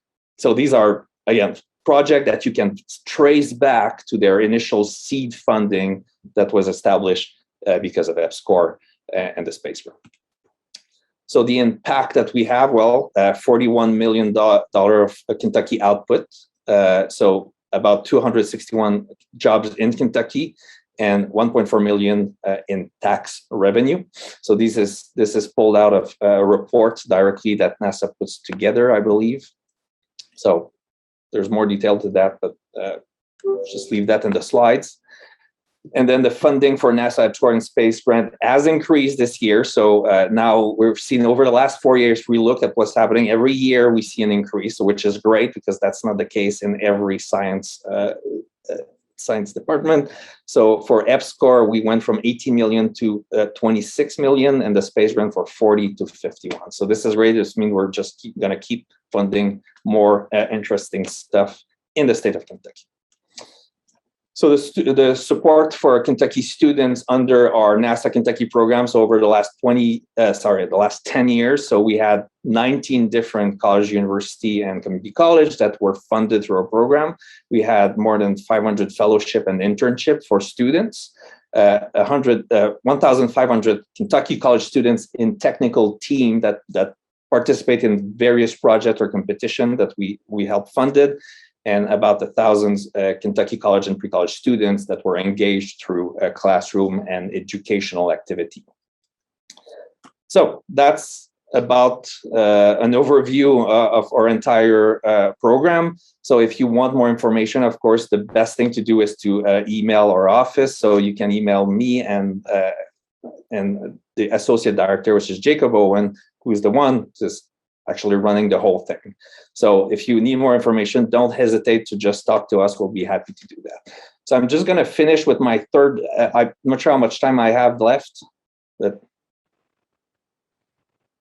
yeah, we are right on time. So yeah, one more thing. Yes. So I just want to now put myself as and show what this program has done for me as an individual recipient of these awards. So wearing the third hat now. So what I've been able to do because of the EPSCoR program over the years is to build this capability at UK to be in hypersonic. So basically what we've done is the ability to model heat shields and reentry for any vehicle of interest for NASA. So that's been built over the last 10 years since I started, and I've again started with some RIDGE, so the small $40,000 project. Move myself to be able to compete for the RA, the research award, and then graduate for that and able to compete now on a national level outside of the EPSCoR program and leading to that STRI that I mentioned earlier. So that led to some very unique capability that we've gotten in the States. So UK is the only university with the capability to do heat shield modeling. So NASA can, of course, but in terms of academic institution, we are the only one to do that. We've been participating in missions ever since. So Orion vehicle, the future Artemis mission, we're part of that. The Mars Science Lab, the Mars 2020, and the upcoming Dragonfly mission. So we have about $15 million of NASA funding over 11 years, and that allowed us to establish very deep connection to NASA AIM, Langley, JPL, NASA Johnson. So I mentioned that earlier today, but we're one of the main 4 universities in the recently awarded NASA Space Technology Research Institute, and for this one, focusing again on entry, descent, landing. So UK will be doing heat shield modeling for that award. Then in April, we have, so this should be past tense, we have delivered 3 UK designed space capsule that will re-enter from the International Space Station, and we'll be testing for the first time a 3D printed NASA heat shield. So of course that led to other things. So Department of Defense funding, so Air Force, Navy, funding from Sandia also for Department of Energy, and also, which I think is very neat, these code that we've developed are also able to be applied to the bourbon industry, which I know it seems like a stretch, but there's a clear path to that. So then over the last year, we've published 50 journal paper, 95 conference paper, 18 PhD students that are ongoing or graduated, 14 master's students, 5 postdoctoral scholar, and dozens and dozens of internships that went through NASA, and 6 of these students are currently working there. So again, tracing back that to the original EPSCoR funding. So we're been able to do all aspects of heat shield, starting from electron microscopy, looking at oxidation, in situ oxidation of material, and moving our way up to a point where we're developing these capsules and we're sending them to the International Space Station.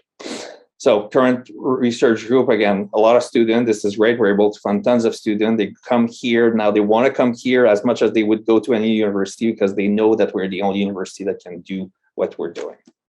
And just last slide, again, I mentioned that. So this is the access, the NASA Space Technology Research Institute that was just awarded. So mainly these 4 universities, and UK being, I think I'm very happy to see UK on the same page as these other 3 very, very well-known program in aerospace. So the UK involvement into this group, we have about 1/4 of the proposed effort. So we're all involved in task 3, which is the heat shield modeling. That means we got $3.6 million from NASA, plus $1.4 million that is cost share from the university and the college and the department. So about $5 million overall. There's 5 faculty members that are involved in there. And this is directly going to fund 2 postdoc, 9 graduate students, and will upgrade UK supercomputer. Thank you so much, Dr. Martin. It is great to really get a peek at the actual research that people are doing with this money and not just, see the impact on the numbers. So thank you so much. I appreciate you sharing that with us. And if you would share your slides with me, I would love to post them, all of you actually, Jeff and Rodney as well. There's a lot of great information in there that I would love to make sure people can follow up afterwards as well. Absolutely. Thank you. Thank you. So I'm going to move on quickly. Our last presenter, last but not least, is Bruce Mattingly from the NIH IDEA, representing NIH and IDEA. IDEA and EPSCoR are sort of sibling programs, and Bruce will explain that more to us. Bruce is the program coordinator for the Kentucky INBRE, and I hope you will remind us what that acronym stands for. I don't have it in front of me. Bruce is also the director of the Developmental Research Corps within that program. So thank you for helping us understand the relationship between these 2 programs. It is a bit complicated, and I appreciate that you are a great explainer. I'm glad you're with us today. Thank you.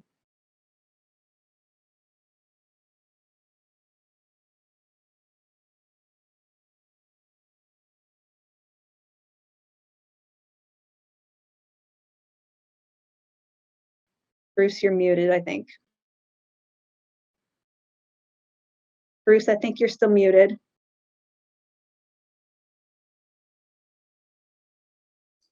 Okay, there we go. Can you hear me? We got you. Okay, great. Okay, yeah, so I'm with the Kentucky IDEA Network of Biomedical Research Excellence, or Kentucky INBRE. We started out many years ago as K-brand, or Kentucky Biomedical Research Infrastructure Network, with a name change just here in the last couple of years. I'll explain why. But the INBRE is supported by the National Institutes of Health IDEA program, which stands for Institutional Development Award, or IDEA. These programs began in the late 90s. There's NIH, unlike others, decided to develop an EPSCoR-like program, but chose to develop their own independent program rather than joining the EPSCoR program. But it's the same idea, to build research capacity in states that have historically had low levels of NIH funding. At the bottom in the national map there, I have the IDEA states, NIH IDEA states that are eligible highlighted, along with Puerto Rico. If you look at the circle at the top, it shows the total NIH funding for a year by state. And if you notice, there's 24 IDEA states. And if you see that little parentheses there, the total funding for all IDEA states is not as much as the top 3 or 4 states that are funded by NIH: California, New York, Massachusetts, Maryland, North Carolina. And so it has a very similar mission as the EPSCoR, is to build more competitive research programs and infrastructure strictly related to biomedical research that's fundable by NIH to enhance competitiveness in these states. So the NIH IDEA program is funded through one of their institutes, one of their 24 institutes, the NIGMS, which is the National Institutes of General Medical Sciences. And it represents, they have 4 different programs within that IDEA program. The first one I mentioned is us, the IDEA Network Biomedical Research Excellence, which is the EMBRE, and it is a statewide program, one grant that covers a network of partner institutions across the state to expand research capacities and increase access to biomedical research resources. A second program that's been around as long as, maybe a little longer than the EMBRE program, is the Centers for Biomedical Research Excellence program. These are individual thematic multidisciplinary research centers, and these are for the research intensive institutions, for us to be University of Louisville and University of Kentucky. And each of those institutions have at least three of these COBREs. So there's things such as spinal cord research. They're very thematic, and they go for like 15 years. The third program is the IDEA Program Infrastructure for Clinical and Translational Research, IDEA CTR, that NIH started maybe 4 or 5 years ago. We currently do not have one of those, but we are funded through a separate program called the CTSA, Clinical Science and Translational Research Centers. That's a separate program that's not limited to IDEA states. And finally, in the last 3 years, the NIH IDEA program added these regional technology transfer accelerator hubs for IDEA states. And there's one of these hubs for each of the 4 regions. We're in the Southeast region that includes 7 southern states and Puerto Rico. And there was a competition for this. So we actually received funding for this hub. So we have the accelerator hub for the Southeast region. It's awarded to the University of Kentucky it's an STTR program associated with a private company in Louisville, Accelerate Health. So, but today I would just talk about our EMBRE programs. We submitted our first application in 2000 for the statewide network. At that time, it was through NIH BRIN Award, Biomedical Research Infrastructure Network, that we received. It was really a 3-year planning grant, and we reapplied for that funding in 2003 for a 2000 award. At that time, NIH changed the name of the award to the EMBRE name. We had kind of established the brand of KBRIN. So at the time, even though we were funded by this EMBRE award, we kept the KBRIN logo identification for a number of years. But anyway, these were 5-year awards, and we were refunded in 2004, again in 2009, 2014, and most recently we were funded again, started in 2019. So our current funding cycle runs through 2024, and we received about $19 million. Unlike the EPSCoR awards, we receive no state match for our funding, so it's strictly directly through NIH. The current program director is Martha Bickford on the Anatomy and Anatomical Science and Neurobiology Department at the University of Louisville School of Medicine. The founder of the program was Nigel Cooper in the same department, who retired from director with the beginning of phase 4, this Embrace 4, and was still with us in a consulting fashion, but will probably retire completely at the end of this year. And again, we're funded continuously by this NIGMS award. And I think I have this link later, but our website, I'll have to go through this pretty quickly today, but all the information about our awards is at the website link at the bottom. So there's, like the EPSCoR awards, there's two major objectives. The number one objective is increase the state's research capacity for biomedical research. And again, it's throughout the state, both the research ones and the regional comprehensives and all PUIs. The second part of that is student development, and to enhance the quality of pipeline, to get more undergraduate students going on to advanced degrees in biomedical sciences, through creating more opportunities for undergraduate research experiences, and ultimately to increase the number of undergraduate students interested in careers in biomedical research. In terms of research capacity, goal 1, our strategy has been to establish this committed network, and each of the partner institutions in the network had to demonstrate a commitment to establish and improve and enhance their biomedical research programs for students. We had to have a thematic core, and our theme was functional genomics. But as I'll talk about later, we basically promote and fund research that's potentially eligible for funding in all NIH institutes. Next, at the time, our goal was to build state-of-the-art core research facilities that I'll mention a little bit. These are at the Research 1 institutions, to recruit and train junior research faculty across the state, to facilitate collaborations, and ultimately the sustainability part is to develop a critical mass of independently funded investigators at each institution.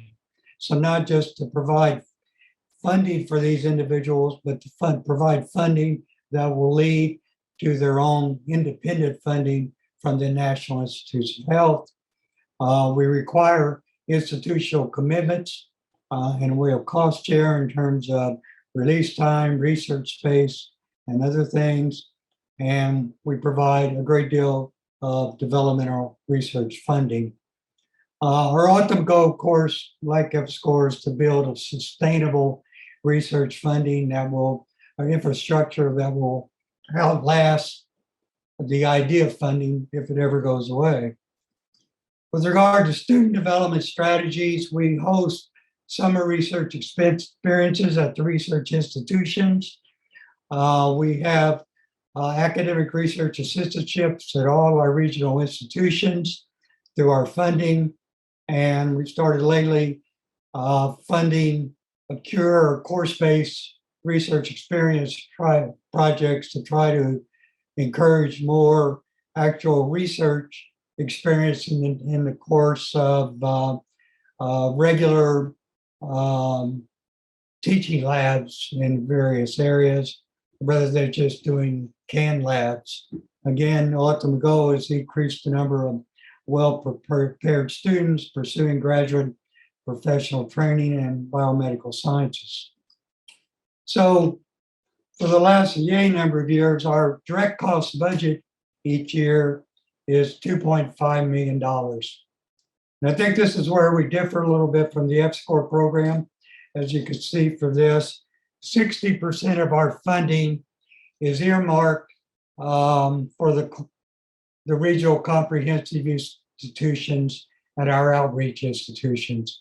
And only 40% of the funding goes for programs at our research ones.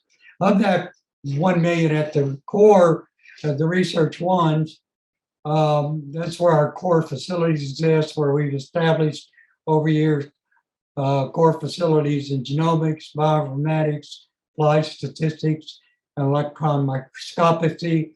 These core facilities are available for use by the entire network, and we support those and subsidize those cores to make it easy to use for researchers across the state. With regard to our funding for the regionals, the bulk of the money goes to our developmental research core, which provides a variety of funding opportunities that I will talk about today, but we provide a great deal of mentoring, support, and logistics. We provide workshops, not only on grant writing, NIH grant writing workshops, as well as related to genomics, bioinformatics, and others. We have the students' summer programs come out of that, our CURE projects. We have provided funding for renovation of research laboratories, equipment, and travel support for students to go to national meetings. Over the past 20 years, we brought in well over $70 million in total costs. So this is our network. Our main partners are the regional institutions. We have a lead faculty as our liaison, and we have an administrator, usually an associate VPR or dean, that serves on our steering committee from each of the institutions. And so these are our current research programs. Again, we offer in 3 different areas. We have recruitment award programs to help the institutions require excellent research-oriented faculties with these startup awards that provide a $25,000, but the institution must put up $25,000 match to provide a modest $50,000 startup. We do this in a very rapid fashion, very quickly, so that we can approve this award, so the institutions can use this as part of their offer as a startup package in trying to recruit individuals. Our Research Development Award is our main award for junior faculty to provide them with funding, which I'll talk about these awards in some detail, to get them started with seed money and to make them more competitive for NIH funding. And then we don't want individuals to be funded one time earlier their career by NIH and be done. We expect and hope individuals, once we get them funded, they'll be independent and will be capable of competing for additional renewal funding through the course of their career. So we offer a couple of support mechanisms to help sustain that research. We have these postdoc tech awards for individuals that have received NIH funding, and we have some bridge funding awards. If individuals have a gap year between funding cycles, we want their lab to be able to be maintained while they continue to seek additional funding. So in all our programs, we have some common themes here. In each of our grant programs, we require the individual to identify a scientific mentor with extramural funding history, as well as a scientific expertise in their area. We provide the NIH grant writing workshops. We provide proposal reviews, pre-proposal reviews, consultations. We have a metrics for success, and we annually visit each of the campuses and talking to each of the investigators, touring labs with administrators to troubleshoot any issues they may have. We have requirements that the individuals must devote 50% of their effort toward research, that the institution must grant release time from teaching, and there's in some cases cash match to make sure research facilities. A critical factor of these is all of our grants require that the individual faculty involve undergraduate students in their research, and we require that they submit an NIH grant each year of their funding cycle, and we expect them to publish a minimum of one research manuscript per year. So our developmental research programs are targeted for the regional institutions and not the research ones. And for those, we target two particular NIH programs that match up really well. One is this NIH R15 program that is limited and restricted to colleges and universities that receive limited NIH grant support. For the area grants, to be eligible, you can't receive more than $6 million in NIH grants in the last four of the last 7 years. The goals of the area program line up with our IDEA or EMBRE grants. We definitely want to support meritorious research, but unlike other NIH grants, they have the additional goals that they strengthen the research environment in the institution, as well as to expose students to research. So they require an undergraduate research component. These awards are for $300,000 for up to 3 years, and they're renewable. But again, these grants are research. They're evaluated as a research award. They just require the additional component. They are not course-based or training grants. They're research grants, and the link to those are at the bottom. Just this past year, NIH introduced a new mechanism, which is very similar. And these are brand new. They haven't awarded any of these grants, and they're a great opportunity for us. They're called Support for Research Excellence or SURE Awards. There's a couple of different types of these awards, but they have similar priorities as the R15 awards and our IDEA grants. And again, the same idea, support research projects for faculty and students, universities that receive limited NIH support. And this one has a special emphasis that requires you identify students from groups unrepresented in the biomedical sciences. And that's a pretty wide definition. And in fact, one of the eligibility requirements for these grants is the makeup of the students is that at least 25% or more are Pell eligible. So it turns out in Kentucky, we looked this up, all of our institutions are eligible for these awards, except the University of Kentucky and Center College. And they all range, we have Pell eligible students above 25%.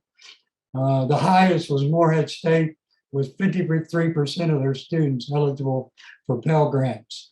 So this is going to be a really an addition to the R15 mechanism for our PUI, primarily undergraduate institutions, to apply for. And I highly encourage, if we have faculty out there, to look into these components. But again, the goals: support meritorious research, provide students with research opportunities, and catalyze institutional research and enrich the research environment. Interestingly, these awards are a maximum. They have two types. One, the max is 400,000. The other, the max is 500,000 for a 4-year duration. And I've included the link at the bottom of the slide to obtain more information about these awards. But for our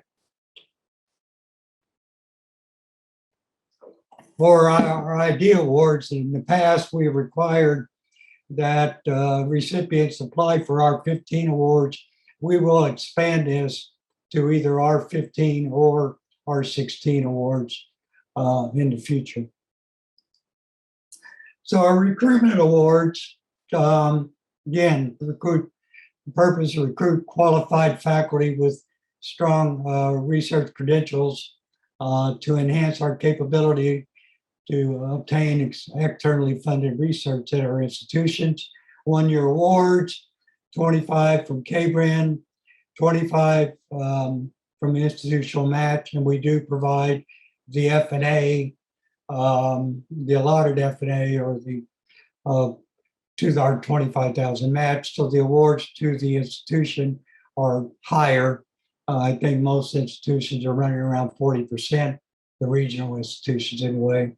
So that adds another $10,000 or $12,000 for award. We require that the institution provide at least 25% release time during the first year. We expect the recipients to attend our grant writing workshops, and we expect them to apply for one of our IDEA awards in the first year. So it should allow the individuals to be funded by K-Brand Embry for at least the first 3 to 4 years after they arrive. Bruce, we are almost out of time, so if you are able to wrap it up pretty soon. Okay. Sorry about that. All righty. So anyway, our postdoc award, I won't go into, but these are for our 15 funded faculties to increase productivity in their lab. And the Bridge Award, again, it's a gap award for those who've been funded by 15 and they find themselves in a gap year before their next grant is awarded. All these criteria and awards on our website. Let me say more about our Institutional Development Award for junior faculty. Tenure track faculty at all Kentucky colleges and universities that are eligible for R15, R16 funding. We expect it to be in an area that's eligible for NIH funding, so they need to contact NIH to provide some verification of that. They must attend our grant writing workshop, must identify a senior investigator to serve as mentor, as I previously mentioned. They are 2-year awards, but they are eligible for renewal. So we've had people renew them 3 or 4 times. If they're meeting progress, required 50% release time from the institution, must involve undergraduate students. We require to submit an NIH grant each year of the award, and they're expected to publish, as I mentioned before. The awards can be used for normal research expenses, supplies, equipment, use core facilities, travel, undergraduate research assistance. The initial awards are $40,000 a year for 2 years, plus F&A. Again, we will fund, they're renewable. We'll fund 1 year at a time after that. We do provide F&A costs. The guidelines basically follow the NIH R15 proposal, exactly the same, to help individuals learn to write these grants. Review criteria, the standard NIH criteria, significance, innovation, approach, investigator, environment. We also look at a mentor collaborator qualification, student training opportunities, as well as institutional support. A review process this year, the deadline is December 21st. We have a letter of intent due on November 5th to me. The application is submitted as a single PDF file. Our reviewers all have NIH R01, R15 experience from multiple disciplines. You get written reviews and scores back as an NIH format. We rank the proposals or scored, and then they're discussed by a review committee to receive a priority ranking. Then we ultimately review and select based upon these ranking and the amount of funding available. We'll ultimately have other approval or external advisory committee as well as NIGMS. Just a little information about success ratios. In the last 7 years, we received 125 applications, 59 investigators, 6 institutions. We made 76 awards, 42 investigators. Application success rate is 61%. Investigator success rate is 71. That's because if you're not funded the first time, you're allowed to use your reviews and reapply. A little information about our NIH funding success rate.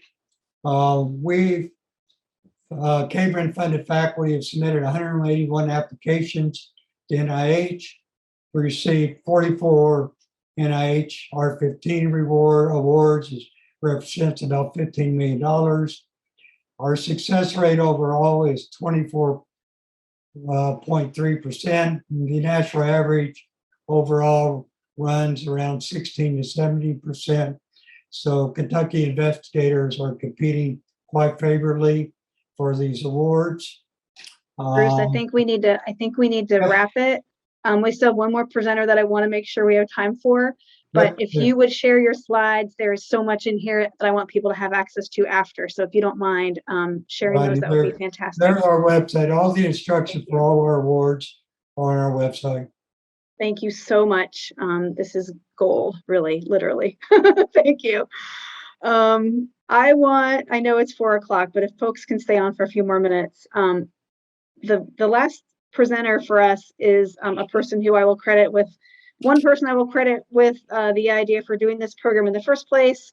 Scott Wicker seems to be just an endless fountain of good ideas. I just would like to follow him around and see what I can learn all the time. But Scott is the chair of the School of STEM at Kentucky State University.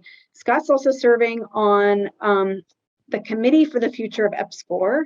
And I thank you very much for the idea of doing this. It's been so well received. And I hope that you will tell us more about what is the Committee on the Future of EPSCoR? What does that mean for us here? How can we make our voices heard? So thank you, Amanda, and thank you to everyone for having me a part of this presentation. And also thank you for all the great work that you all have been doing and continually doing and setting the strategic plan going forward. I know I met with Rodney, Jeffrey, and Blaine, and they gave me a crash course for how for the Commonwealth of Kentucky, but also they gave me the golden document. I tell it to and sing the praises here in the Kentucky State University. That was something I wish that as I transitioned here 3 years ago, that would have been part of my onboarding process, because it actually lays the foundation and sets the Commonwealth plan going forward. So if y'all haven't read it, please read it. It's a very good read. I know Blaine said they're in the process of updating it, so I can't wait for that. I just want to do a quick share and then get us out of here.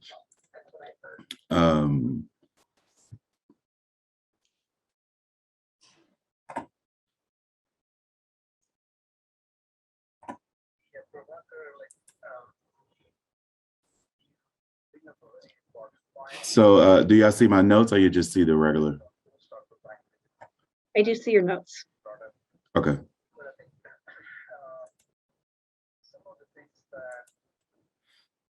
So as Amanda said, I'm a committee member on Envision the Future of NSF EPSCoR. Subsequently a Jefferson Science Fellow and also a STEM Leadership Fellow with CASEL. The CASEL is an NSF funded project also too for the Commonwealth of Kentucky. I think we've been really good with Jefferson Science Fellow. I know UK probably have had 2. So if you interested, please submit to the Jefferson Science Fellow, and it's a very good policy dialogue that help us to develop in policies. One thing I do have to do at the top, housekeeping things, please encourage our Kentuckians to participate in the public comment requests. This is critical and valuable. I think, as Rodney said earlier, that I made a note is about the Appalachians. I participate with the broadening participation. One of the things that our subgroup have been tasked with is making sure that we capture the PUIs, MSIs, but one thing that came up from the listening sessions, we have to be very careful about how we define. That way we can capture the Appalachian population. So please follow up with me about that so I could have targeted and be intentional to ensure we get that incorporated into the report. So we've expanded the date for this public comment to October 29th. Please, again, get everyone in the Commonwealth to participate and submit the comments. And I kind of give a brief thing of opportunities that we could shape the investment future for the NSF EPSCoR. Just basic things that we're doing. We're guiding the visioning process. We're charged with reviewing material, consider written input by the community. That's the link that we just shared. Blaine participated in a virtual session. I think Rodney and Jeffrey participated in the first virtual session. We have to go through those transcripts and put all that information and gather and synthesize collected input into a summary report that's due for us at the end of November. And then we have another follow-up that's due in, I think, February. And then some of you all would be invited to do a workshop. We're planning a 2-day workshop to really delve down into some exploratory themes. And then the two major questions, if you get a chance, just go to the link and in respect for time, go to the link and look at the two motivating questions that we're looking at answering. The 6 listening sessions that we're doing, I think, again, some of y'all have already participated when we have one session going on, we just finished. We have one last session, so hopefully we get more Kentucky representation. And thank you all for the Kentucky representation that we have been having, participating and providing brilliant information. I think it's Jen O'Keefe from Moorhead. In the session, man, she did some very powerful interventions and strategies that we really had a very fruitful debate.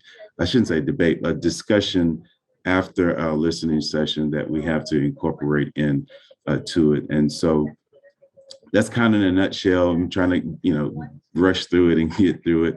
But again, I'm Scott Wicker. If y'all have comments, if you have suggestions, or if you want to schedule a meeting with me, I'm also open to anyone to capture your information, but also please fill out the public comment form. Please help us shape the vision. Make sure Kentucky is at the table. That's my job hey, Kentucky is at the table.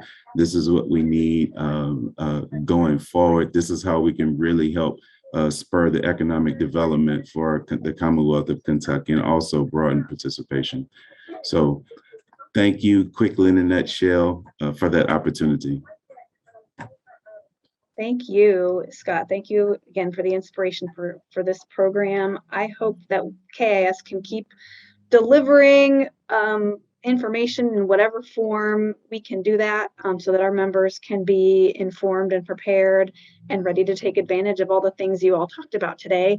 One thing that several of you reminded me about as I was seeing descriptions of the research and names of people on your slides is that a lot of the people who have been funded through these programs are going to be presenting their research at the Kentucky Academy of Science annual meeting, and that is coming up November 5th and 6th.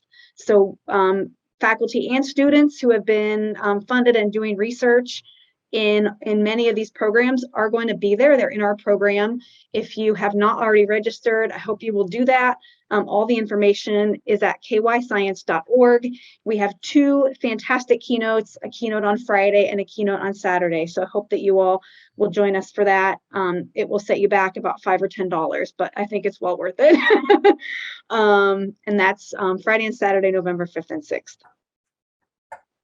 The only other announcement I will give you is that I am getting slide decks from all the people who did present today, and we will have those on our website. I'll also email out everybody who was registered for this today. And so I will try to fill in as much information as we can about what was presented, and then make that available so that you can share it with your colleagues. I heard a couple people mention that presentations are sometimes done at an institution about some of the programs that we have available. So I heard that, and maybe that's something to follow up on about getting a presentation if you're interested for your colleagues at your institution. And maybe there are ways of doing that if you want to dig in more and find out more about these programs. I think that is all I have. Does anybody else have any final comments or questions before we wrap it up? Just to thank you for hosting it.